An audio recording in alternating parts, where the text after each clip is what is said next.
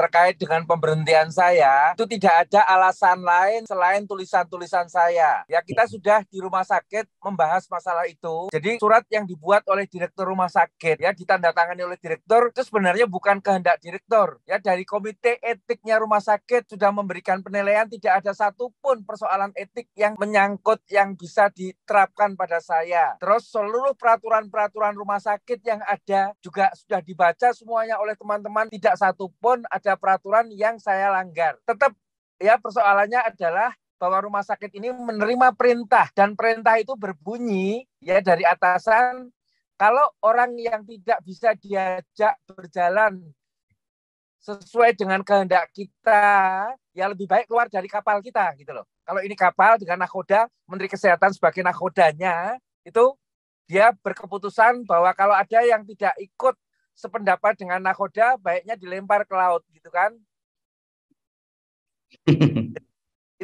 itu yang kami, dan jelas bahwa masyarakat sekitar rumah sakit yang terkait sama rumah sakit, para mantan direktur, ya ada 3 orang mantan direktur yang datang ke kantor direktur, terus juga ada para senior di bagian penyakit dalam, bedah dan sebagainya, datang ke direktur, permintaannya cuma satu, bahwa saya harus ditarik kembali tanpa ada syarat gitu kan.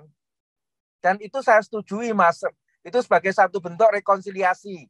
Tapi pada saat saya tawarkan Bu Direktur, karena Bu Direktur ini merasa bahwa dia itu dihujat oleh siapapun. Rumah Sakit Karyadi dihujat di medsos, direktur itu dihujat di dalam keluarganya, dan sebagai warga dari Perhimpunan Dokter Gigi, dia adalah ketua Dewan Penasehat di Jawa Tengah, dia dimosi tidak percaya oleh Persatuan Dokter Gigi di Jawa Tengah. Jadi itu yang terjadi, direktur diminta kalau untuk menyelesaikan itu saya harus ditarik, direktur menawarkan rekonsiliasi, saya terima rekonsiliasi tanpa syarat, tapi pada saat Ibu Direktur mau nggak foto sama saya nanti di-share di medsos. Ibu Direktur mau buat konferensi pers sama saya untuk menyelesaikan masalah ini, beliau menolak karena tidak berani, beliau mau minta izin menteri dulu. Dan pada saat beliau bertemu menteri minta izin, jawaban menteri satu, bahwa masalah ini sudah diambil alih oleh Kementerian Kesehatan gitu. Waduh, sampai begitunya kuasa. Jadi sebenarnya ya bukan ya buat saya ya, saya tidak merasa dirugikan secara finansial ya, karena yang saya lakukan di Rumah Sakit Karyadi selama hampir 30 tahun, P1 ya Pak ya. Selama hampir 30 tahun itu bukan bekerja melayani pasien mencari uang, bukan. Tapi karena Rumah Sakit Karyadi itu sudah menyediakan diri, mengikatkan diri sebagai rumah sakit pendidikannya Fakultas Kedokteran Undip. Dan saya adalah staf dari Fakultas Kedokteran Undip. Sehingga tugas saya di situ adalah bukan bekerja mencari uang, tapi saya di dalam mengajar ilmu saya itu tidak bisa hanya di ruang kelas. Saya dengan sarana pasien yang saya periksa di poliklinik sampai saya lakukan tindakan operasi di kamar bedah, itu adalah bagian dari sarana saya untuk melakukan transformasi ilmu saya kepada para anak didik, mulai dari mahasiswa kedokteran yang sudah tahap akhir profesi dokter, sampai mereka yang sekolah untuk belajar menjadi spesialis bedah dan spesialis saraf, serta spesialis bedah saraf. Semua itu saya punya tanggung jawab mengajar mereka, dikaitkan dengan pelayanan pasien. Jadi pelayanan itu bagian dari pendidikan. Pendidikannya berjalan bersamaan dengan pelayanan, itu namanya rumah sakit pendidikan. Dan yang diputus hubungan itu bukan sekedar kalau saya diberitakan Prof. Zainal kan cuma sekedar dokter mitra, itu narasi Kementerian Kesehatan. Dokter mitra yang sewaktu-waktu ya kerjasama sebagai kemitraan ini bisa sendiri, kan bukan itu salah besar. Kalau Rumah Sakit Karyadi ini bukan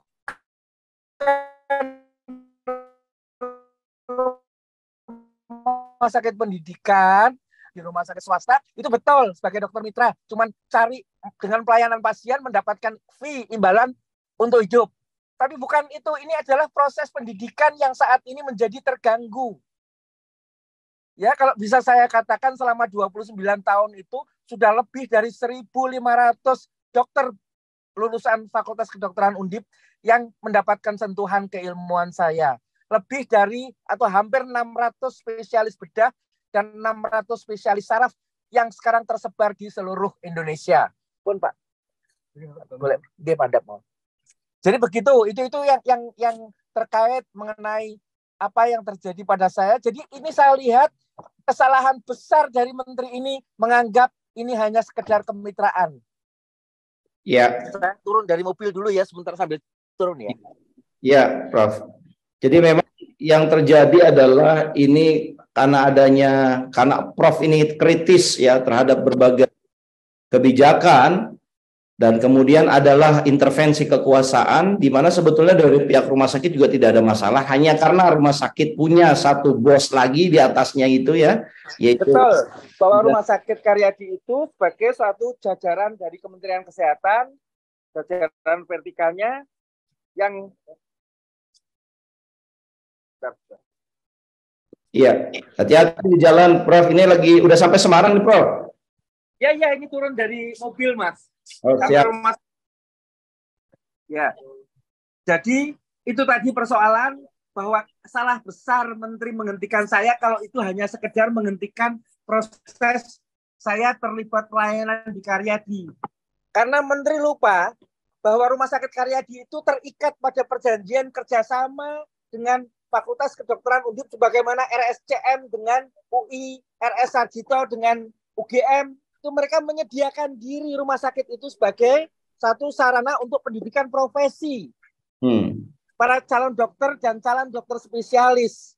Jadi peran ya, saya tunjukkan bahwa setiap terkait perkembangan ilmu yang terjadi, itu perkembangan ilmu itu lebih diperankan oleh para istilahnya itu dokter pendidik klinis namanya, dokter yang mendidik para calon spesialis ini. Itu diperankan oleh mereka yang berasal dari universitas. Karena pengembangan ilmu itu sebagai salah satu tanggung jawab universitas. Jadi para dokter ini banyak rajin. Saya pun kalau buka di Google, banyak tulisan saya terkait pasien-pasien yang saya kelola di Karyadi itu, tulisan itu jadi suatu sarana, ya, pasien itu jadi satu sarana untuk kita menulis terkait dengan perkembangan ilmu yang terbaru. Kita bisa menemukan sesuatu yang baru dari pasien yang kita kelola. Dan peran itu adalah peran lebih diutamakan sebagai tugas dari mereka yang berasal dari universitas yang ada di rumah sakit. Jadi di rumah sakit pendidikan ini itu ada dua macam, istilahnya dua pegawai, Mas. Ada dokter yang berasal dari Kementerian Kesehatan, ada dokter yang berasal dari Kementerian Pendidikan. Dari Kementerian Kesehatan akhir-akhir ini semakin banyak jumlahnya, saya sadari itu boleh baik-baik saja. Tapi tetap bahwa sejak awal yang namanya ilmu, sejak awal perkembangannya, itu yang merintis berdirinya misalkan Departemen Penyakit Dalam, yang merintis berdirinya Departemen Bedah Saraf di rumah sakit ini untuk pelayanan bersaraf, itu yang merintis adalah orang-orang yang berasal dari universitas. Jadi peran itu nggak bisa dinafikan sama sekali. Baik, Prof. Saya kira kerugian besar itu adalah kepada publik ya, Prof. Kepada publik, kepada anak didik, dan kepada pasien. Betul sekali. Dan saya kira ini kita di Zoom ini meminta pertanggungjawaban dari Kemenkes seperti Pak Budi ini kan harusnya dia mengedepankan apa yang terbaik buat publik ya, bukan apa yang terbaik buat penguasa gitu ya. Kalau kritik ada permintaan seperti ini, Mas, dari rumah sakit. Saya nggak tahu itu permintaan dari atas atau bukan. Bagaimana kalau tulisan-tulisan Prof. Zainal selanjutnya sebelum dipublish dilewatkan sensor rumah sakit? Waduh, ini kayak zaman Orde Baru, Prof ya. Itu muncul, Mas, pertanyaan itu. Dan saya tolak dengan alasan bahwa yang membatasi tulisan-tulisan saya hanya Undang-Undang ITE dan KUHP. Ya. Ya. Kita sebagai warga negara, apalagi saya sebagai seorang ilmuwan, sebagai saintis, itu ada kebebasan untuk selama apa yang saya sampaikan itu ada landasan sains, landasan kebenaran ilmiahnya, itu hak saya untuk menyampaikan ini. dengan suatu pertanggungjawaban tentunya. Itu yang namanya kebebasan ilmiah. Baik. Gitu Mas. Baik, itu jadi jelas ya, udah clear, sehingga kita nanti, saya kira nanti kita perlu diskusi lagi Prof dalam forum yang lebih besar tentang kebebasan berpendapat ya Prof ya. Ya, betul. Ini harus diangkat Mas, karena ini sepertinya bertentangan dengan kebebasan era demokrasi dan hak konstitusional setiap warga negara yang dimiliki oleh warga negara. Apalagi kalau di dalam kampus itu ada istilah kebebasan ilmiah. Baik, Prof Zainal ada juga sudah hadir bersama kita Profesor Ahmad Jojo Sugito. Beliau mantan Ketua Umum PBID 2000 tahun sampai 2003. Nanti kita minta juga pendapat beliau. Ada juga Guru Besar Ekonomi UI, Profesor Priyono Cipto Herianto yang sudah hadir di tengah-tengah kita. Juga banyak kolega-kolega dari tenaga kesehatan, para dokter yang bergabung ini. Dokter Profesor Zainal. Sekarang kita mau tanya ke Profesor ya terkait RUU Omnibus Law Kesehatan ya.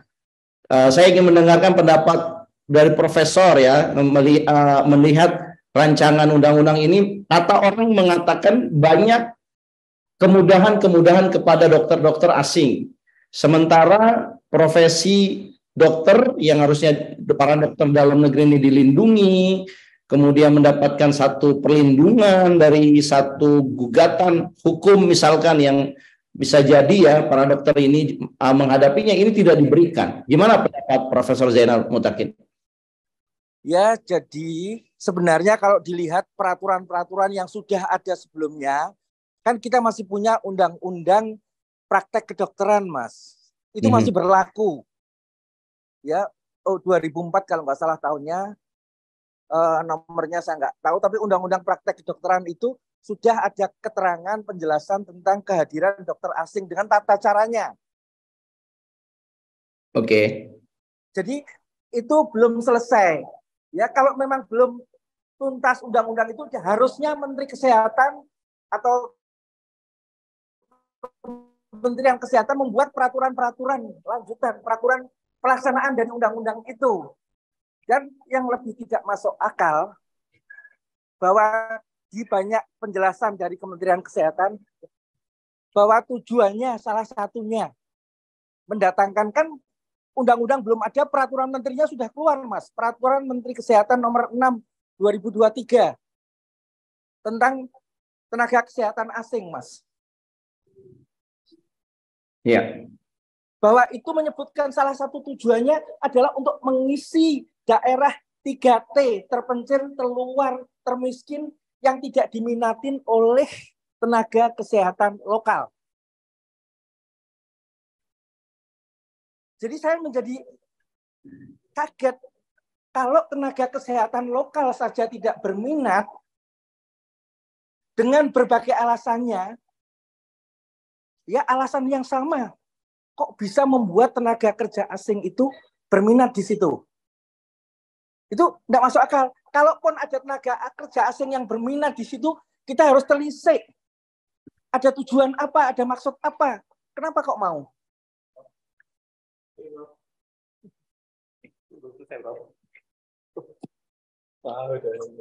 Karena kalau ini kesehatan itu bagian dari ketahanan nasional, Mas. Ya, jadi kalau ada daerah terjauh, terpencil, terluar yang tidak diminatin oleh tenaga kesehatan lokal, tetapi menjadi diminatin oleh orang asing, itu ada maksud apa? Misi apa? Baik. Jadi, itu menjadi pertanyaan. Yang kedua, kalau alasannya adalah karena kekurangan tenaga, kekurangan dokter spesialis kita,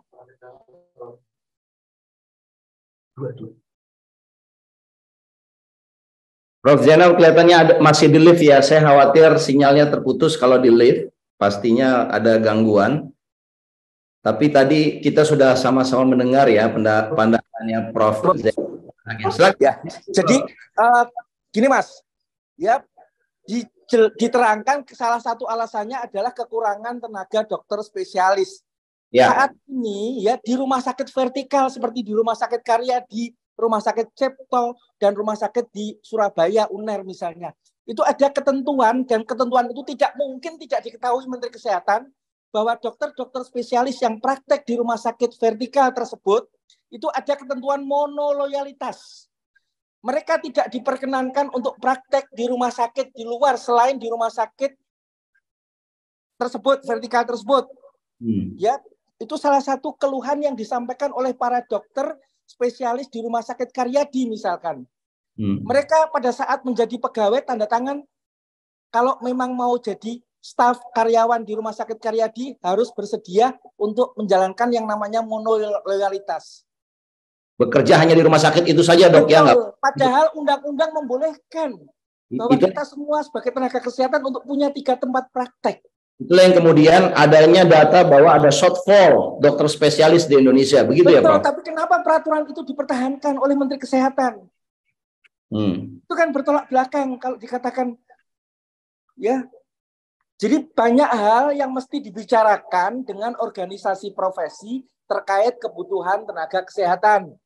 Oke, sekarang saya mau tanya, Prof. Tadi pendapat tentang asingnya sudah jelas. Sekarang pendapat tentang organisasi profesi, yang kabarnya harusnya tidak boleh menjadi seperti obligatory, harusnya menjadi volunteer.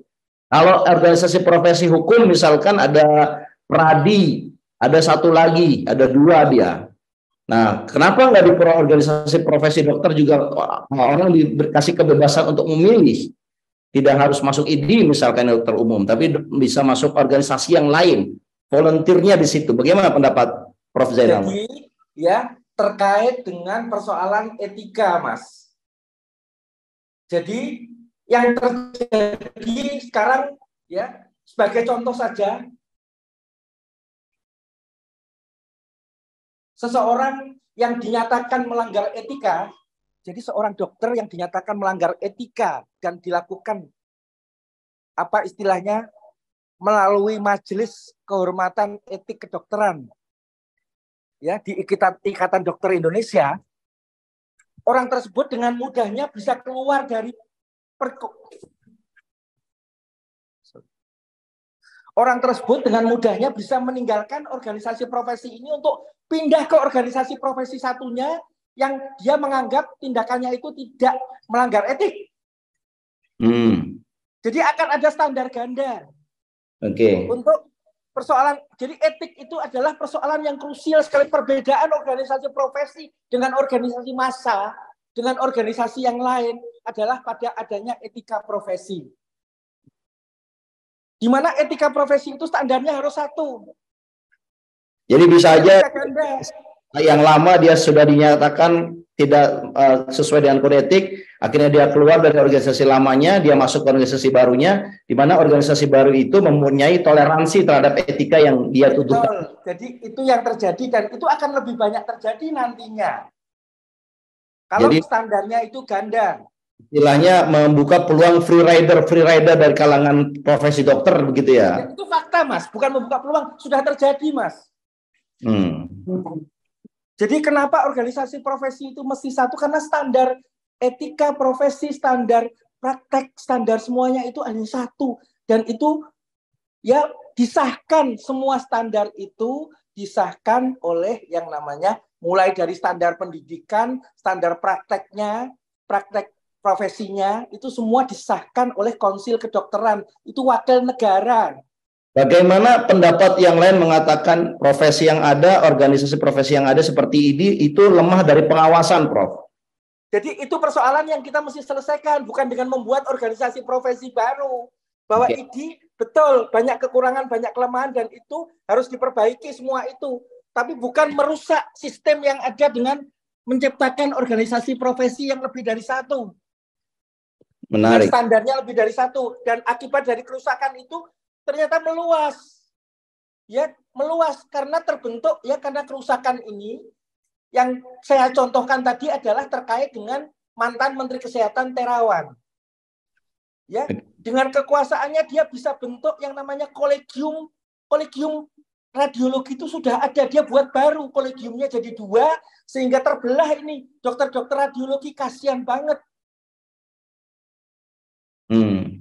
Itu baru satu contoh akibat dari pembiaran terhadap masalah satunya organisasi profesi, dan nanti juga terkait dengan kolegium. Bahwa kolegium itu adalah kelompok orang, kolegium itu dibentuk oleh organisasi profesi dari para guru besar bidang ilmu. Satu, ya. Jadi para guru besar bidang ilmu tertentu. Kalau saya bedah saraf, para guru besar ilmu bedah saraf itu ditambah mereka yang pegang program studi spesialis bedah saraf. Itu menyusun yang namanya standar-standar tersebut. Jadi kalau menteri nanti mau buat kolegium baru, ya, katanya di bawah kementerian, siapa orang yang mau dijadikan kolegium ini?